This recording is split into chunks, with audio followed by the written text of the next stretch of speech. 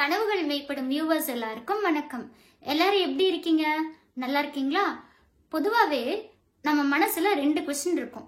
என்ன அப்படின்னு பாத்தீங்கன்னா, மூளை சொல்றதை கேக்குறதா இல்ல மனசு சொல்றதை கேக்குறதா, அறிவு சொல்றதை கேக்குறதா இல்ல நம்ம உணர்ச்சிக்கு ஏத்த மாதிரி பிஹேவ் பண்றதா அப்படின்னு நமக்கு எப்பவுமே ஒரு குழப்பம் இருந்துட்டே தான் இருக்கும்.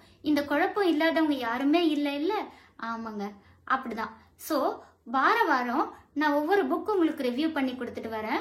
ஸோ அதுக்கு நல்ல வரவேற்பு கொடுத்துட்டு இருக்கீங்க. ஃபர்ஸ்ட் ஆஃப் ஆல் அதுக்கு தேங்க்யூ ஸோ மச். ஸோ இந்த வாரமும் ஒரு புக் ரிவ்யூ கொடுக்கலான்ட்டு இருக்கேன். இது நம்ம எல்லாத்துக்குமே கண்டிப்பா தேவைப்படுற புக்கு தான். அது என்ன அப்படின்னு பார்க்கலாமா? Are you ready? வீடியோக்குள்ள போகலாமா? ஓகே, இன்னைக்கு நாம பார்க்க போற புக்கு என்ன அப்படின்னு பாத்தீங்கன்னா, இட்லியாக இருங்கள். சோம வல்லியப்பன் அவர் எழுதியிருக்காரு. என்னது, இட்லியாக இருங்களா? அட ஏமா நீ வேற, எங்க வீட்டுல எல்லாம் மாவு ஏண்டா கண்டுபிடிச்சாங்க? மாவாட்டை யார் கண்டுபிடிச்சாங்க? வாரம் இட்லி. வாரமா? அட வாரத்துல 5 நாள் இட்லி தான் அப்படின்னு யோசிக்கிறீங்களா?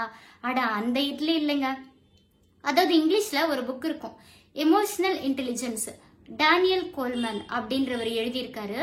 அது வந்து என்ன எமோஷனல் இன்டெலிஜென்ஸ் அப்படின்னா, அது என்னமோ நமக்கு பெரிய சயின்டிபிக் டேர்ம் மாதிரி தோணும்.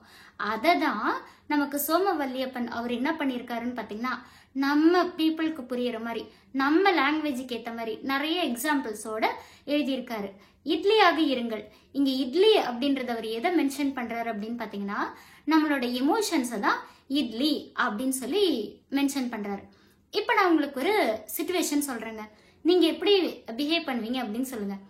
இப்போ உங்களை பார்த்து ஒருத்தர் சொல்றாங்க, நீ பண்றது தப்பு, நீ பண்ணது மிஸ்டேக் அப்படின்னு சொல்றாங்கன்னு வச்சுக்கோங்க. ஆனா அந்த மிஸ்டேக்கை நீங்க பண்ணவே இல்லை, ஓகேவா? இந்த சிச்சுவேஷன்ல நீங்க எப்படி பிஹேவ் பண்ணுவீங்க? ஆனா சில பேர் எப்படி பிஹேவ் பண்ணுவாங்கன்னு பாத்தீங்கன்னா, நான் பண்ணவே இல்லைங்க அப்படின்னு அழுவாங்க. சில பேர் இல்ல நான் பண்ணதுக்கு ஏதாவது எவிடன்ஸ் இருக்கா, இதெல்லாம் ஓகேங்க. சில பேர் என்ன திரும்ப பண்ணுவாங்க, நான் பண்ணதை நீ பாத்தியா, நீ எல்லாம் நல்லாவே இருக்க மாட்டேன், இப்படி எல்லாம் நான் பண்ணுவேன்னு நீ எதிர்பார்க்கறியா, நான் பழகிருக்கேன், நான் பண்ணது மிஸ்டேக் ஆயுது அப்படின்னு சொல்லி கையில இருக்கிறதெல்லாம் தூக்கி போட்டு உடைச்சு ஒரு ரணகலம் பண்ணியிருப்பாங்க. அப்புறமேட்டு எல்லாம் முடிச்சோன்னா, சே அவங்க என்ன அப்படி தெரியாம சொல்லியிருக்கலாம், ஒருவேளை என்ன மோட்டிவ்ல சொன்னாங்கன்னு தெரியல. அப்புறம் உட்காந்து யோசிப்பாங்க. ஆனா அப்ப உட்காந்து யோசிச்சு யாருக்கு என்ன யூஸ்? ஆறி போன இட்லிக்கு தானே சமம். அது சூடான இட்லினா பரவாயில்ல, ஆறி போன இட்லியை பத்தி வச்சு நம்ம என்ன யூஸ் பண்றது? ஓகேவா? அதுதாங்க. சோ இமோஷன்ஸை நான் எப்படி கையாளணும் அப்படின்றது இந்த இட்லியாக இருங்கள் அப்படின்ற புக்ல அழகா எக்ஸாம்பிள்ஸோட சொல்லியிருக்காரு இந்த ரைட்டர். இவர் பாத்தீங்கன்னா நிறைய இன்வெஸ்ட்மெண்ட்ஸ் பத்தி பேசியிருக்காரு, நிறைய மோட்டிவேஷனல் ஸ்பீச் எல்லாம் கொடுத்திருக்காரு, ஓகேவா? சோ இதுல நான் சொல்ற நிறைய எக்ஸாம்பிள் இருந்தாலும் நான் ஒரு 2 எமோஷன்ஸை பத்தி பேசலான் இருக்கேன். ஒன்னு பயம், இன்னொன்னு கோபம். இந்த 2 விஷயத்தையும் நமக்கு கையாளவே தெரியாதுங்க. சில சமயத்துல பயத்துல பாத்தீங்கன்னா நமக்கு கையெல்லாம் நடுங்கும், ஏதேதோ செய்வோம், நல்லா. சோ அதுக்கு ஒரு இன்சிடென்ட் நான் சொல்றேன். என்னன்னு பாத்தீங்கன்னா, ஒரு அம்மா அப்பா, அவங்களுக்கு ஒரு குழந்தை, ஓகே? ஸோ அந்த அம்மா அப்பா கிட்ட அந்த குழந்தை கேட்குறாங்க, அப்பா இன்னைக்கு வந்து என்னோட ஃப்ரெண்டோட பர்த்டே, இன்னைக்கு நைட்டு நான் போயிட்டு வரேன்ப்பா அப்படின்றாங்க. ஓகே அப்படின்னு, இன்னைக்கு நைட்டு நான் அங்கேயே ஸ்டே பண்ணிக்கிறேன்ப்பா அப்படின்னு சொல்றாங்க. ஃபர்ஸ்ட் 2 பேரும் ஒத்துக்கல, அதுக்கப்புறம் லேட்டரா ஒத்துக்கிறாங்க, ஓகேவா? அதுக்கப்புறம் அந்த குழந்தை கிளம்பி போயிடுறா. கிளம்பி போனதுக்கு அப்புறம் அந்த அம்மா அப்பாவும் என்ன பண்ணிடுறாங்கன்னா, அந்த டோரை லாக் பண்ணிட்டு, சோ அந்த குழந்தை வீட்டுக்கு போய் பாக்குறா. அன்னைக்குன்னு பார்த்தா அந்த ஃப்ரெண்டு இல்ல, இவகிட்ட சொல்லாமே வெளியே போயிருக்காங்க. சோ வீடு பூட்டி இருக்கு. என்ன பண்ணுவா அந்த குழந்தை? ரிட்டன் அம்மா அப்பா வீட்டுக்கே வரா. வீட்டுக்கு வந்து பார்த்தா கதவு பூட்டி இருக்கு. பட் இவகிட்ட ஒரு சாவி இருக்கனால அதை ஓபன் பண்ணி உள்ள போறா. குழந்தையாச்சே, அப்பப்போ ஒரு சுட்டித்தனம் வெளியே வரும் இல்லையா? சோ அந்த மாதிரி என்ன பண்றேன்னா, நம்ம இப்போ வெளிப்புறமா லாக் பண்ணிட்டு பேக் சைட வந்து வீட்டுக்குள்ள இருந்துக்குவோம். சோ சப்போஸ் அப்பா அம்மா வந்தாங்கன்னா அவங்க திறந்து பார்த்து நம்ம சர்ப்ரைஸ் கொடுக்கலாம் அப்படின்னு சொல்லிட்டு அந்த குழந்தை என்ன பண்றா, ஒரு அலமாரிக்குள்ள, அத கபோர்டுக்குள்ள ஒளிஞ்சுக்கிறா.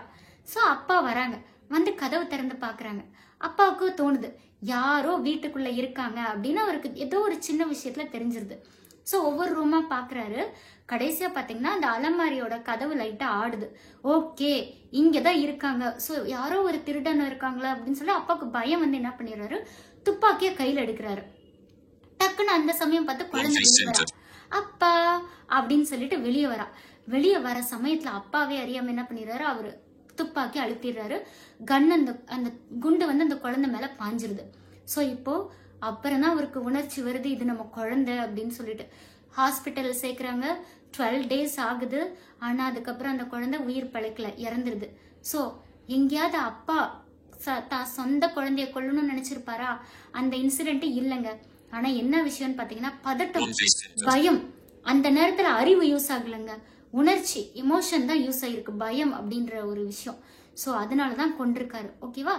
இது அப்ப நம்ம பயமா எந்த எமோஷனா இருந்தாலும் ஃபர்ஸ்ட் நமக்கு கண்ட்ரோல் பண்ண தெரியணும்.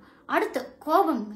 இந்த இன்சிடென்ட், இந்த பயம்கான இன்சிடென்ட் எப்ப நடந்ததுன்னு பாத்தீங்கன்னா 2004ல தான் இந்த அப்பா அம்மா இந்த குழந்தைய கொண்டிருக்காங்க ஃபாரின்ல. ஸோ பாபி அப்படின்ற குழந்தைய கொண்டிருக்காங்க. இது வந்து நியூஸ் பேப்பர்ல எல்லாம் வந்திருக்கு. ஆனா கொல்லலைங்க, இந்த பயத்தினாலதான் அப்படி பண்ணிருக்காரு. அடுத்து கோபம்.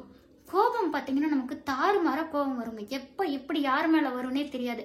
இடம், பொருள், ஏவல் எதுவுமே இல்லாம நமக்கு கோபம் வரும். ஸோ அதுக்கு ரைட்டர் ஒரு இன்சிடென்ட் சொல்லியிருக்காரு. குத்துச்சண்டை. குத்துச்சண்டையில மைக்கேல் டைசன் அப்புறம் ஹோலி ஃபீல்டிங்ஸ் இவங்க 2 பேருமே நல்லா விளையாடுறாங்க. ஓகேவா? குத்துச்சண்டைன்னா கூட அதுக்கும் நிறைய ரூல்ஸ் எல்லாம் இருக்கும் இல்லையா?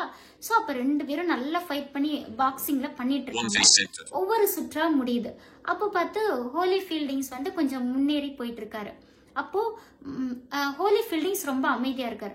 ஆனா நம்ம மைக் டைசனுக்கு என்ன ஆயிருதுன்னு பாத்தீங்கன்னா ரொம்ப கோவம். எப்படி அப்படின்னு சொல்லிட்டு அவரால் கண்ட்ரோலே பண்ண முடியல. மனசெல்லாம் புயல் மாதிரி படபடபடன்னு வேகமா காத்தடிச்சிட்டு இருக்க மாதிரி இருக்கு அவருக்கு. ஸோ என்ன பண்றதுன்னு தெரியாம உட்காந்துட்டு இருக்காரு.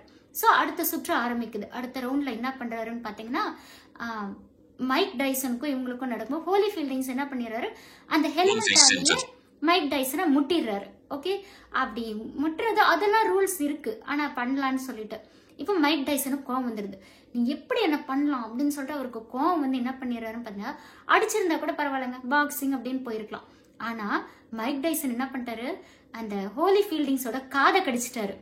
ஸோ அப்போ அவர் யோசிக்கவே இல்லைங்க, ரசிகர்கள் நம்மளை பத்தி தப்பா நினைப்பாங்க, நம்மளோட இமேஜ் சொசைட்டில போயிரும், அதை பத்திலாம் யோசிக்காம ஹோலி ஃபீல்டிங்ஸோட காதை கடிச்சு விட்டாரு. அப்ப இன்ன வரைக்கும் அவர் ஃபேமஸான ஃபைட்டர் அப்படின்றத தாண்டி, பாக்ஸிங் வீரர்ன்றத தாண்டி ஒரு ஆப்போனண்டோட காதை கடிச்சிட்டாரு அப்படின்றத இன்ன வரைக்கும் பேசுறாங்க. ஸோ நமக்கு வர கோபமா இருக்கட்டும், உணர்ச்சியெல்லாம் நமக்கு கண்ட்ரோல் பண்ண தெரியணுங்க. அப்பதான் வந்து நம்ம ஒரு நல்ல இட்லியா இருக்க முடியும். இட்லி மீன்ஸ் இமோஷன் அப்படின்னு சொல்லியிருக்காரு இல்லையா ரைட்டர்? இல்லைன்னா நம்ம வேகாத மாவு இட்லி தான் அப்படின்னு அவரு சொல்லியிருக்காரு. சரி, இன்னொரு விஷயம் தேர்ட் என்னன்னு பாத்தீங்கன்னா, இன்னொன்னு நான் சொல்லணும்னு நினைச்சேன். மத்தவங்க விளையாடுற எமோஷனல் கேம்ல நம்ம சிக்கிக்க கூடாதுங்க. இந்த பிக் பாஸ் எல்லாம் பாத்திருப்பீங்க, நம்ம விளையாண்டுட்டு இருக்கும்போது நம்மள நிறைய ட்ரிகர் பண்ணுவாங்க. ஸோ அப்படி ட்ரிகர் பண்ணும்போது நம்ம என்ன பண்ணணும்னு பாத்தீங்கன்னா சாதுரியமா பார்த்து நடந்துக்கணும். இதுக்கு ஒரு எக்ஸாம்பிள் சொல்லியிருக்காரு. என்னன்னு பாத்தீங்கன்னா, ஒரு ஃபேக்டரிங்க, அதுல ஒரு நாள் ஆஃப்டர்நூன் பாண்டியன், சுபாஷ் அப்புறம் அவங்களோட ஜிஎம் 3 பேர் உட்காந்து சாப்பிட்டுட்டு இருக்காங்க. சுபாஷ்க்கு பாண்டியனை பார்த்தா பிடிக்காது. ஏன்னா எல்லா விஷயத்திலயும் பாண்டியன் வந்து குட் அப்படின்ற நேமே வாங்கிட்டு. ஸோ அதனால சுபாஷ்க்கு வந்து எப்படியாவது இவனை ஏதாவது ஒன்று பண்ணணுமே அப்படின்னு சொல்லிட்டு அப்போ வந்து ஜிஎம் கேட்குறாரு, நேற்று கொஞ்சம் ப்ரொடக்ஷன் வீக்காக இருக்கு, இதுக்கு என்ன காரணம் அப்படின்னு கேட்டோன்னா சுபாஷ் சொல்றாரு, இங்கே வந்து கூலர் மிஷின் வந்து ஒன்று மிஸ்டேக்காக இருக்கு, அது சரியா ஓடலை, அதனால தான் ப்ரொடக்ஷன் தப்பா இருக்கு அப்படின்னு சொல்றாரு. ஏன் அப்படின்னு பார்த்தீங்கன்னா, இந்த யூனிட்டுக்கு வந்து பாண்டியன் தான் இன்சார்ஜ். ஓகேவா? அப்போ அந்த தலைவர் கேக்குறாரு, ஜிஎம் கேக்குறாரு, என்ன பாண்டியன் கூலர் மிஷினை பார்க்கலையா நீங்க சரியா அப்படின்னா, ஒண்ணு பார்த்தேன்னு சொல்லியிருக்கணும், இல்ல பார்க்கல அப்படின்னா ஆமா சாரி அப்படின்னு சொல்லியிருக்கணும். ஆனா நம்ம பாண்டியன் என்ன பண்ணிட்டாரு, ஆமா அந்த ஒரு மிஷின் இல்லாததுனால தான் வந்து இப்போ யூனியனே நின்று போயிருதா, உங்களோட ப்ரொடக்ஷன் ஃபுல்லா போயிருச்சு, அப்படியே கோடிக்கணக்கில் உங்களுக்கு லாஸ் ஆச்சா அப்படின்னு சொல்லி பயங்கரமா கத்த ஆரம்பிக்கிறார். உடனே சுபாஷ்க்கு ஆஹா நம்ம நினைச்சது ஒர்க் அவுட் ஆகுதே, டே இன்னைக்கு நீ மாட்டின அப்படின்னு சுபாஷ் வந்து நல்லா எனிமி வந்து மாட்ட போறானே அப்படின்னு சொல்லி ட்ரிகர் பண்ணிவிட்டான். இன்னும் பாண்டியனுக்கு சம கோவம் வந்துருது, நான் பண்ணதான் தப்பா போச்சோன்னு கத்துறாரு. உடனே அந்த ஜிஎம் இவருக்கு ஏற்கனவே ப்ரொமோஷன் கொடுத்துருக்கலாம்னு நினைச்சாரு. அப்போ பாண்டியனை பார்த்து சொல்றாரு, உனக்கு ஒரு சின்ன விஷயத்துல கூட பொறுமை இல்லைல்ல, உனக்கு ப்ரொமோஷனே இல்லைன்னு வந்த ப்ரொமோஷனை கூட டீப்ரமோட் பண்ணி விட்டுறாங்க. ஸோ மற்றவங்க விளையாடுற எமோஷனல் கேம்ல நம்ம எப்பவுமே சிக்கிடக்கூடாதுங்க. நிறைய ட்ரிகர் பண்ணுவாங்க, சிக்கிடக்கூடாது. சரி, இந்த எமோஷனை நம்ம எப்படிதான் பார்த்து கையாளுறது அப்படின்னு பாத்தீங்கன்னா, இப்ப நமக்கு கோவம் வருதுன்னு பாத்தீங்கன்னா, ஒண்ணு நம்ம அந்த இடத்த விட்டு எந்திரிச்சு போயிடணும் அப்படின்னு ரைட்டர் சொல்றாரு. இல்லையா நம்ம அமைதியா இருக்க பழகணும் அப்படின்றாரு. இல்ல நம்ம அந்த தண்ணி குடிக்கணும், இல்ல அந்த விஷயத்த நமக்கு முடிவெடுக்க தெரியல, ரொம்ப பேசுறோம் அப்படின்னா கொஞ்ச நேரம் கழிச்சு வாங்க அப்படின்னு சொல்லிட்டு போயிடலாம். ஓகேவா? இப்படி நம்ம கோவத்தை தணிக்கலாம். ரெண்டாவது விஷயம், பேசும்போது வார்த்தைகளை அளந்து கரெக்டா பேசணும். அப்படி நமக்கு பேசவே தெரியல அப்படின்னா அந்த சிச்சுவேஷனை நம்ம அவாய்ட் பண்ண பார்க்கணும். மூணாவது விஷயம், பொறுமை. பொறுமை அப்படின்ற ஒரு விஷயத்த நம்ம எப்பவுமே கையாளணும். இல்ல அப்படின்னா நம்ம கண்டிப்பா தோத்துருவாங்க. இதுக்கு அவர் ஒண்ணு சொல்றாரு, அந்த டெண்டுல்கர் டெக்னாலஜி அப்படி, டெண்டுல்கரோட அவர் யூஸ் பண்ற டெக்னிக் என்ன அப்படின்னு பாத்தீங்கன்னா, அந்த ஒரு தடவை இந்தியாவுக்கும் பாகிஸ்தானுக்கும் ஒரு சண்டை நடக்குது கிரிக்கெட்ல. எப்படி அப்படின்னு பாத்தீங்கன்னா, யாரு வின் பண்ணுவா அப்படி இப்படின்னு அவங்க மேட்சுக்கு வரதுக்கு முன்னாடி ஒரு சின்ன சண்டை. அதுக்கப்புறம் மேட்சும் ஆரம்பிச்சிருது. அப்போ வந்து அந்த ஆப்போசிட்ல இருக்க பவுலர் வந்து நிறைய ட்ரிகர் பண்றாங்க டெண்டுல்கரை. ஆனாலும் அவர் என்ன பண்றாரு, பொறுமையா எனக்கு ஃபோக்கஸ் மட்டும்தான் முக்கியம், நான் கேம் இப்ப இந்த கிரிக்கெட்ல அந்த 10 ரன்ஸை எடுத்து செஞ்சுரி அடிக்கணும் அப்படின்றதுல மட்டும்தான் அவர் குறியா இருந்தார். ஸோ அதே மாதிரி அந்த கிரிக்கெட்ல அந்த செஞ்சுரியை அடிச்சிட்டாரு. அதனால நம்மள நிறைய பேர் நம்மள என்னதான் பண்ணாலும் நம்ம பொறுமையா இருக்கணும். ஃபோக்கஸ் முக்கியமா இருந்தோம்னா நமக்கு எமோஷனலா கண்டிப்பா கையாளலாம், கண்ட்ரோலா இருக்கலாம் அப்படின்ட்டு. இன்னும் கடைசியா ஒரு விஷயம் என்னன்னு பாத்தீங்கன்னா, புத்திசாலித்தனம் இல்லாம தோத்து போனதை விட உணர்ச்சிகளை கட்டுப்படுத்த முடியாம தோத்து போனவங்க தான் அதிகம் அப்படின்னு ரைட்டர் சொல்லியிருக்காரு. அதுதான் நிறைய டேட்டாஸும் நமக்கு சொல்லுது. அதனால நம்ம அறிவாளிகளா இருக்கிறத விட உணர்ச்சிகளை கையாள தெரிஞ்சவங்களா இருக்கணும் அப்படின்றது தான். இப்ப கிண்டர் கார்டன்ல கூட பாத்தீங்கன்னா ஒரு எக்ஸ்பெரிமெண்ட் வச்சிருக்காங்க. என்னன்னு பாத்தீங்கன்னா, ஒரு நிறைய சாக்லேட்ஸ் வச்சிருக்காங்க. நீங்க போய் சாப்பிடலாம். ஆனா எந்த குழந்தை வெயிட் பண்ணி எல்லாரும் சாப்பிட்டு முடிச்சதுக்கு அப்புறம் வெயிட் பண்ணி சாப்பிடுதோ அந்த குழந்தைக்கு 2 சாக்லேட் அப்படின்னு சொல்றாங்க. சோ அந்த மாதிரி நிறைய குழந்தைங்க அதெல்லாம் வெயிட்லாம் பண்ண முடியாது, இப்ப எனக்கு ஒரு சாக்லேட் சாப்பிட முடிஞ்சா கூட போதும் அப்படின்னு சாப்பிடுது. ஆனா ஒரு குழந்தை மட்டும் என்ன பண்ணுது, கடைசி வரைக்கும் வெயிட் பண்ணி அந்த 2 சாக்லேட்டை வாங்கிக்குது. அது ஃபுல்லா அந்த குழந்தைங்களோட என்டையர் லைஃபையும் பார்க்கும்போது, அந்த குழந்தைங்க காலேஜுக்கு போகும்போது பாத்தீங்கன்னா அவசரப்பட்டு அந்த ஒரு சாக்லேட் கிடைச்சா போதும்னவங்க பெர்சன்டேஜ் கம்மியா இருக்காங்க. ஆனா வெயிட் பண்ணவங்களுக்கு பெர்சன்டேஜ் அதிகமா இருக்கு மார்க். இதெல்லாம் உண்மையான டேட்டாஸ் அப்படின்னு சொல்லியிருக்காரு. அதனால நம்ம எப்பவுமே பொறுமையா இருக்கணும், ஃபோக்கஸா இருக்கணும், கோபத்தை குறைக்கணும், அமைதியா இருக்கணும். இல்லைன்னா நம்ம பேரு டேமேஜ் ஆயிரும். மற்றவங்க ட்ரிகர் பண்ணாலும் கொஞ்சம் பார்த்து கரெக்டா இருக்கணும் அப்படின்னு சோமர் வள்ளியப்பன் சொல்லியிருக்காரு. அதுதான் இட்லியாக இருங்கள் அப்படின்னு சொல்லியிருக்காரு. ஓகே, ஸோ இந்த ரிவ்யூ உங்களுக்கு பிடிச்சிருக்கும்னு நினைக்கிறேன். எல்லாரும் சந்தோஷமா போயிட்டு இட்லி சாப்பிடுங்க. இந்த எமோஷன்ஸ்லாம் நீங்க கண்ட்ரோல் பண்ணீங்கன்னாவே நீங்களும் பட்டு போல பூ போல இட்லியா இருக்கீங்க அப்படின்னு ரைட்டர் சொல்லியிருக்காரு. இந்த ரிவ்யூ உங்களுக்கு பிடிச்சிருந்துச்சுன்னா மறக்காம லைக் பண்ணுங்க, கமெண்ட் பண்ணுங்க, ஷேர் பண்ணுங்க. அண்ட் முக்கியமான ஒரு விஷயம், என்னை நீங்க என்கரேஜ் பண்ணும் அப்படின்னு நினைச்சீங்கன்னா எனக்கு சப்ஸ்கிரைப் பண்ணுங்க. Okay, thank you.